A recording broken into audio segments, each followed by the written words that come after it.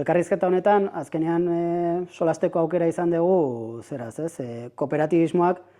gure lurraldeetan eta bizitzetan jokatu dezakeen paperaz, kooperatibismoa ikuspegi, ekonomia sozial eraldatzailearen ikuspegi batetik, baina, praktikatik ere horretan ari garenez, saiatu naiz erakusten,